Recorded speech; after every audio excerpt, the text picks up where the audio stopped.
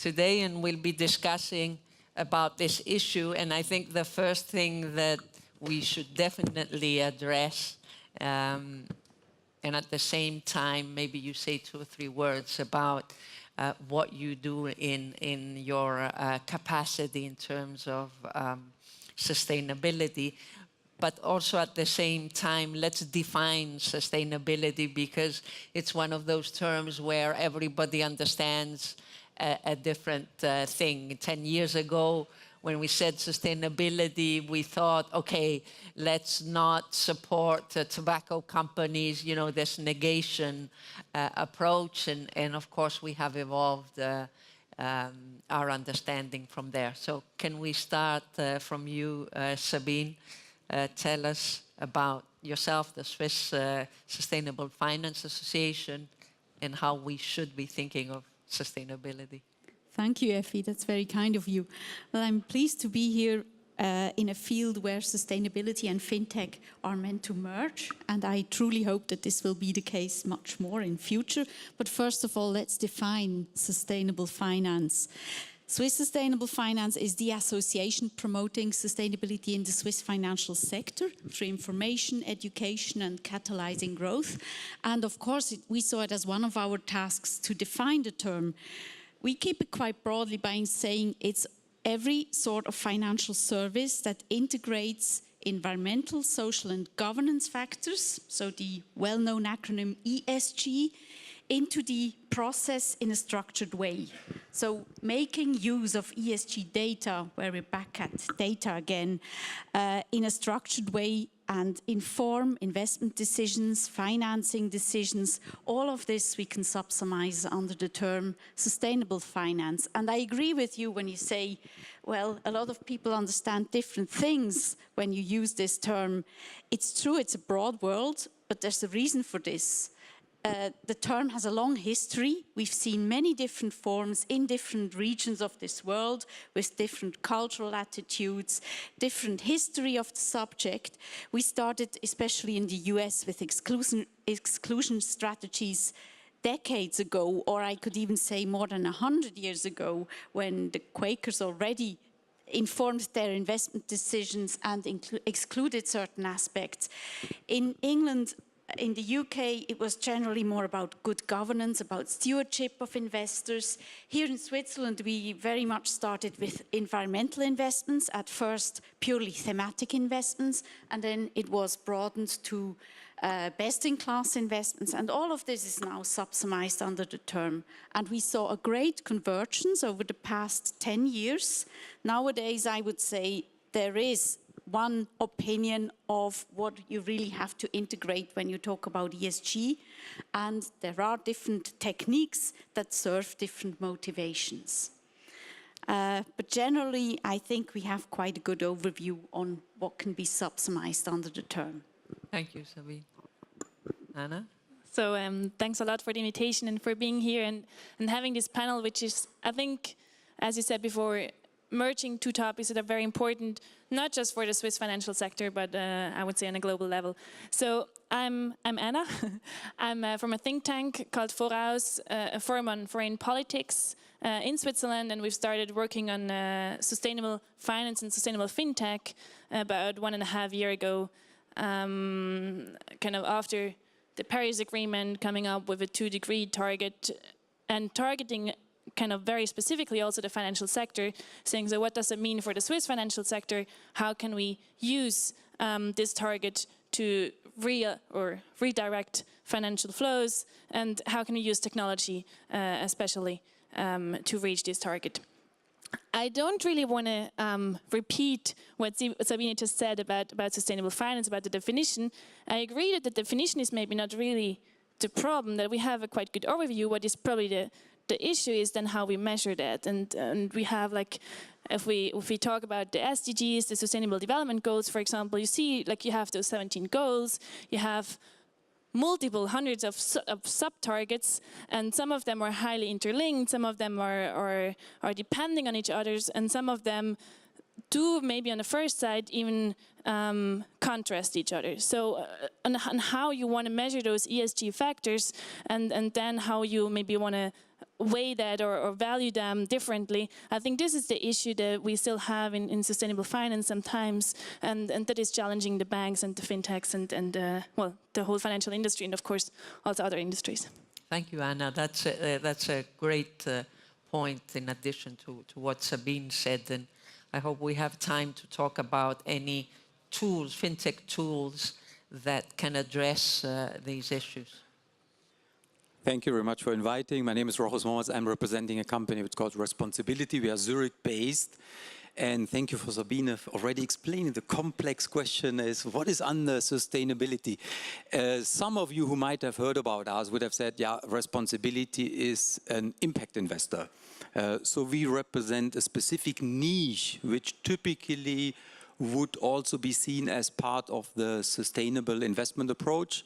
I recently read a report from a consultancy that said, yeah, but what yesterday was the ESG is tomorrow impact investment. So we are basically in that niche going forward and saying, yeah, what we do is all the investments come under an ESG screen. So that's included into the investment process, but that's for us not sufficient.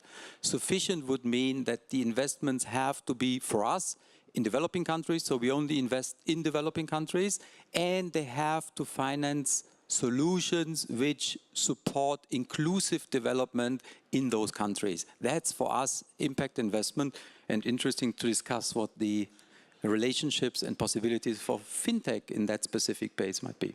Thank you. Great. I have another microphone. Yeah, my name is Oliver Marchand. I'm the founder and CEO of CarbonDelta. CarbonDelta is a Zurich-based startup fintech company. We're about 3 years old. We have 20 employees now, and we created something called Climate Value at Risk, which is measuring the impact of climate change onto the returns of portfolios. And the reason I'm saying that is because I think that's very important to say with respect to sustainability.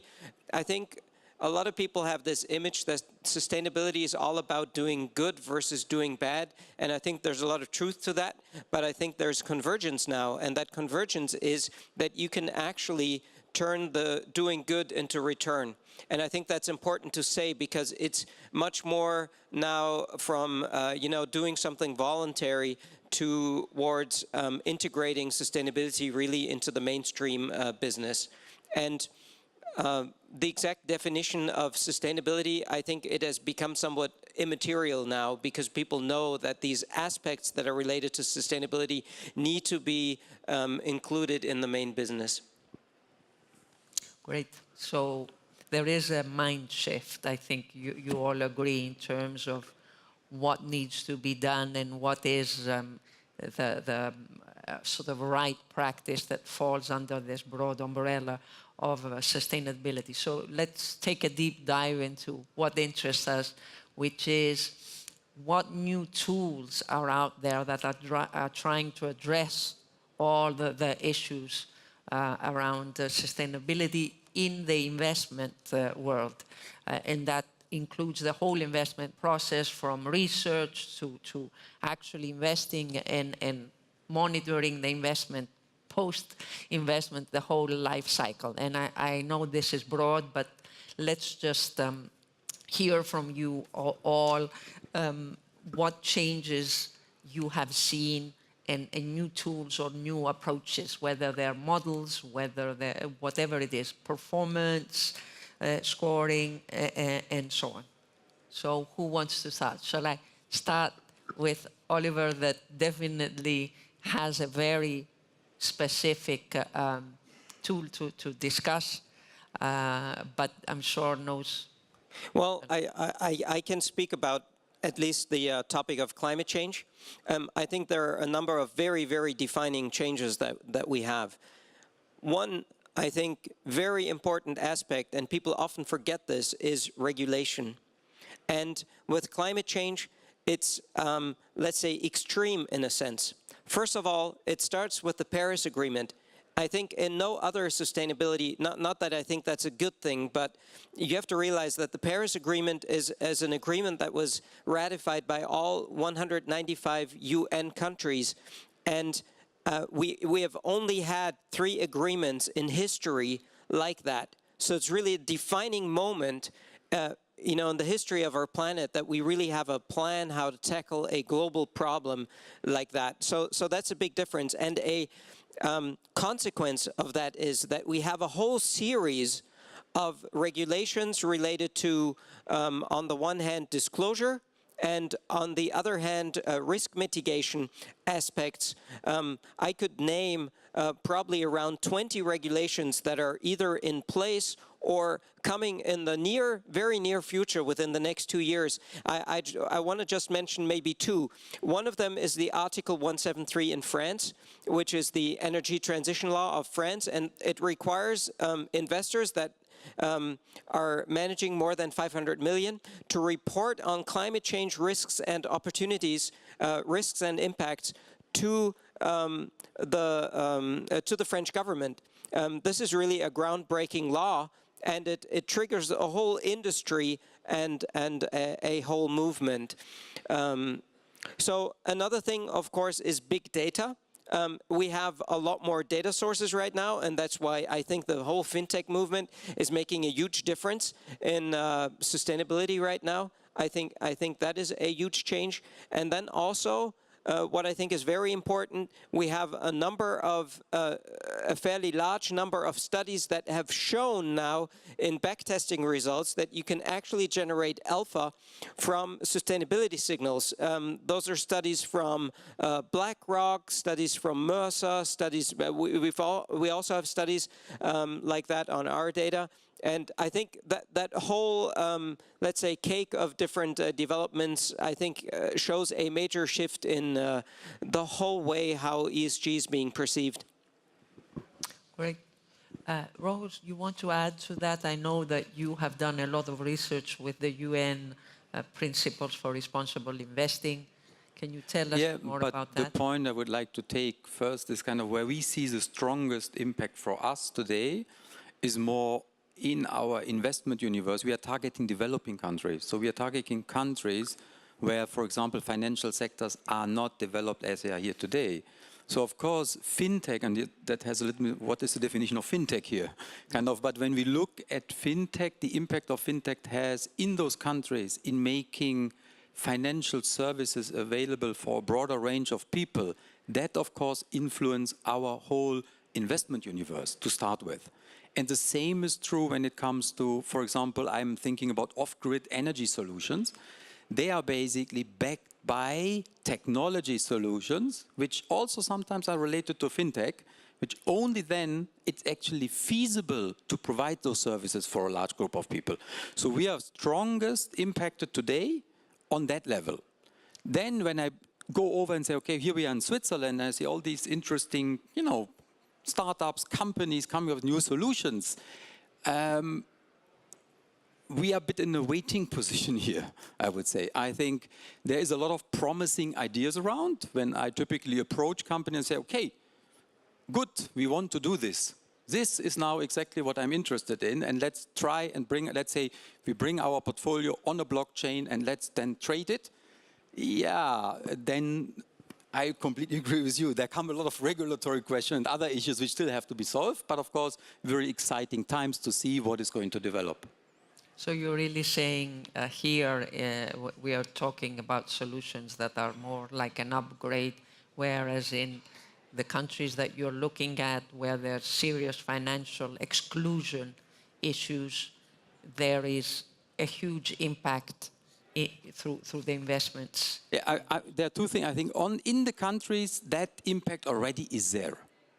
And it's ongoing. So that's not something which we are waiting for. Here, I would say when I look at we are an asset manager. So I look at the asset management industry, I would say there's a lot going to happen soon, relatively soon, but probably some of the things a bit too early. We still have to wait a little bit to see the full impact. But I would say, yes, that at least would be my expectation. This is going to happen. What it means then for sustainability and for us as an impact investor, I think a lot, because there specifically we are talking about a very specific information need which investors have and we have as asset managers. And that specific information need, I think technologies will help to tackle those in a better way than we did it in the past. Anna, you want to tell us? Well, maybe to pick up again a bit on your question about new tools and that, and still rely on what you just said, of course, we can use new technologies, I don't know, any robo-advisor to adjust from, I don't know, a passive to an active investment strategy, for example. But then we still have to say, well, where do we actively invest in? So a part of just having the investors or the investor committee sitting on a table, we need the responsibility manager sitting on a table. But then we also need the tech guys now. We need the data intelligence guys. We need the ones who know on how to evaluate the data afterwards, the investment strategies. So it's not just about bringing 2 people at the table anymore with what we maybe had with sustainable finance. Now it's maybe 4 or 5 at least that have to be involved when it comes to new investment decisions, to like really applying new tools. And then what we can see as well is that if you can create a system from the very start, like if you go to developing countries and kind of start to build up a financial industry that's completely different than when you have to change something that is already here, and then you have to kind of create another type of business on top of the one you already have. So there is a mind shift needed in maybe in the HR section. Like, you're not only a financial company anymore, you're also an IT company, you're also a data analysis company. So there you need maybe a mind shift than what you said about investments in sustainability that can, they give a return. So you have to have this mind shift that it's not either return or sustainable, but it can be both. So in Switzerland, we probably have another challenge that just like shifting from one part or from kind of the traditional banking system or financial system to a newer system without like doing it from one day to the other, because it takes some changes. Sabine, on that front, I'm sure you have a lot to say about this cultural mindset. Well, I must say I'm almost a bit surprised to hear from 2 of the panelists that we still have to debate about the performance topic, or that is still a topic we have to convince people of. I mean, if we now look at volumes of sustainable investments globally, they are at a relatively high level. In Switzerland, for example, roughly 10% of all funds are strict sustainability funds, but on top of that, we have a lot of, especially institutional assets, that are managed in a sustainable way, be it by applying exclusion criteria, by applying engagement strategies, which is often forgotten about. And it's really expanding, and a lot of investors already see it as an opportunity. And as you mentioned, a lot of studies demonstrate that you can add value by using these factors. But let me come to the more innovative solutions that we already see out there. You mentioned transparency being an issue in client advisory, or that lots of clients did not actually ask for the right kind of products or not getting them offered by the bank. I think that's where sustainable fintech can really play a role. First of all, providing transparency across different asset classes, across single investments, and aggregating this information and then demonstrate it in a easy to grasp way, in a way where you see at one glance, is your portfolio sustainable or not, or how sustainable can it be, how can you improve it, what's the kind of risk you add to the portfolio if you improve it, or do you reduce it.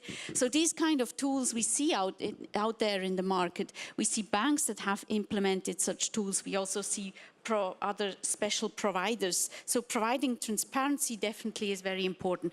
Banks use robo-advice tools to improve their client advisory, robo-advice tools that also include the sustainability aspects. And you mentioned regulatory developments. I would like to mention that the EU now has a long list of new regulations that they are currently defining in more detail related to sustainable finance, one of them being the integration of ESG factors into client advisory within MiFID II. So soon it will be mandatory for banks in Europe to ask their clients what are the kind of values they want to see reflected in their portfolio, what are the kind of topics that they are interested in, and that's where already existing tools such as Third Eyes, Jova are two Swiss examples of providers that use robo-advice combined with ESG, and that helps banks to better do their service, come up with an improved service on this level. We also see, for example, smart beta solutions that you could also subsumize under FinTech that use a lot of data to then improve portfolios, provide portfolios with the same risk return level but better ESG level. This is all already available in the market. And I see more innovative solutions such as using blockchain to actually track investments, maybe very decentralized and small investments. You mentioned it, Rochus. It really makes it possible to better bundle single investments into a diversified portfolio. There's a program currently being run in Sweden, Green Asset Wallet program, that really has done some innovative research on how to use blockchain to facilitate renewable energy investments, very decentralized small investments into large portfolios. I was actually looking at the report that UBS put out recently on what's going on investors' mind was the title, and they were looking into sustainability and investments. And I saw some statistics showing that Brazil, for example, and more emerging markets are leading in terms of not only their intention, but integrating the theme into their investments. And we in the West, so to speak, developed world are behind in the numbers. And I was quite stunned from that. But I guess, what is the reason? Anna, from your side, you have any ideas of why we see this from emerging markets?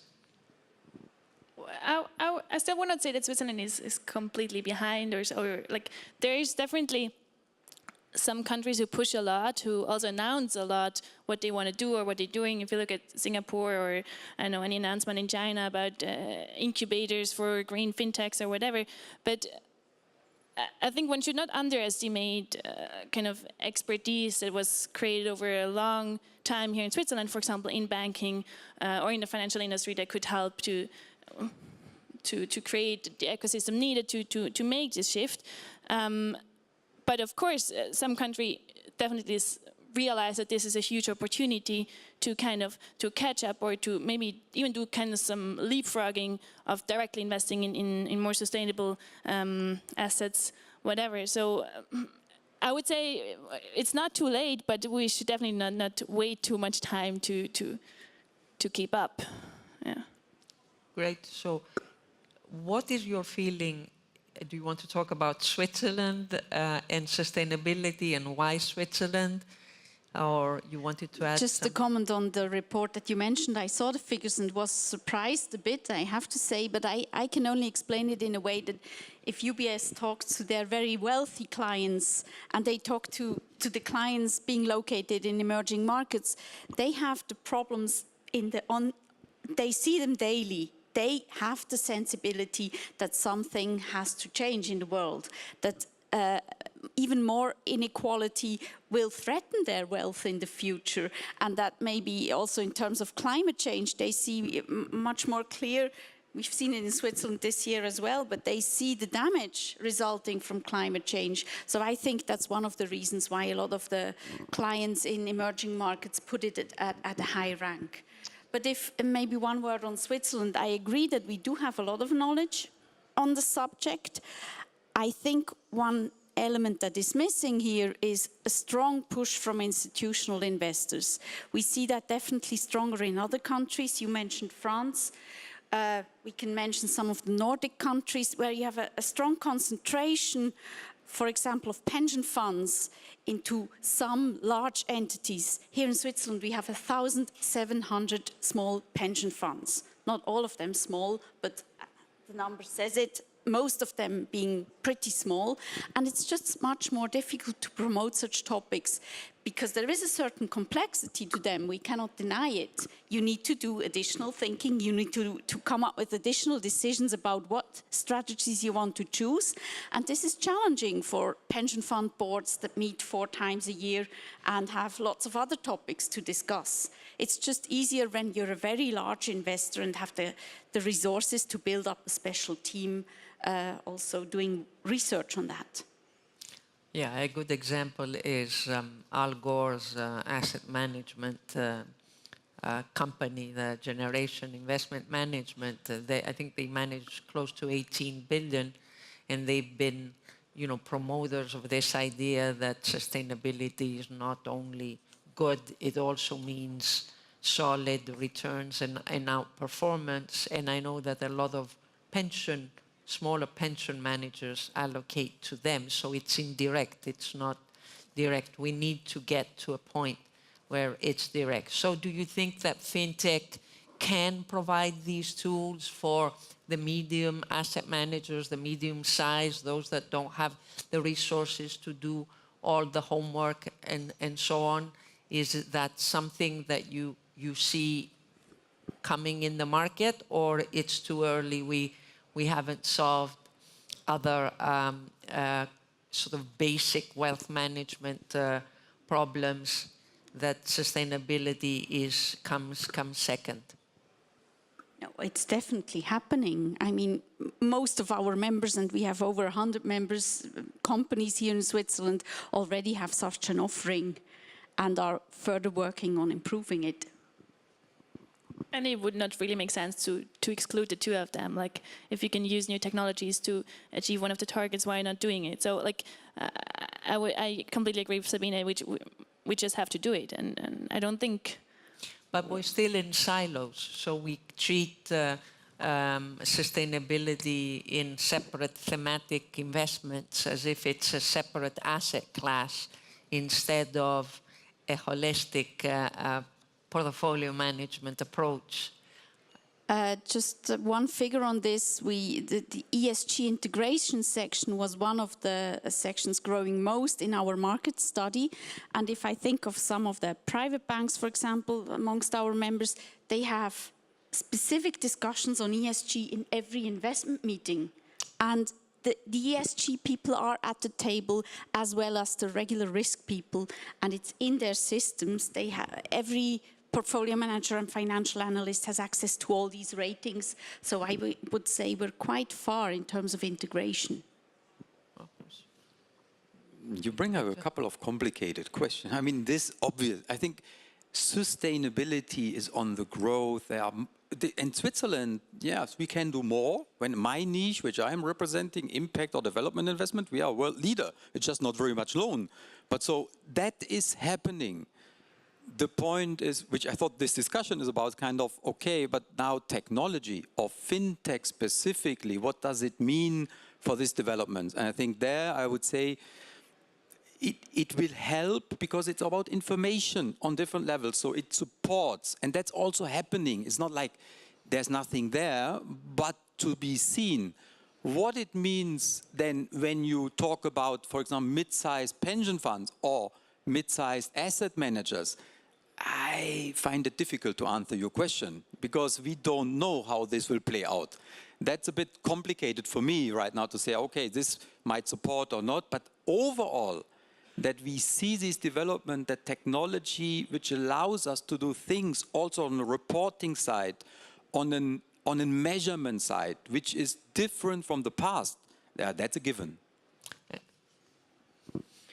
Well, I think Generation Investment Management is a fantastic example for a very successful business, focusing in a very concentrated way on sustainability. But and 18 billion might sound large, but if you look at the big sovereign wealth funds and things like that, you get into, I think, different orders of magnitude. If you add up the assets of our clients, you come up with 1.5 trillion US dollars, and we need to analyze hundreds of thousands of securities, and you can only do that with FinTech. There is absolutely no other way. We have computed many times how long it would take manually to do this work. For example, just to look at the Scope 3 footprint of 20,000 companies.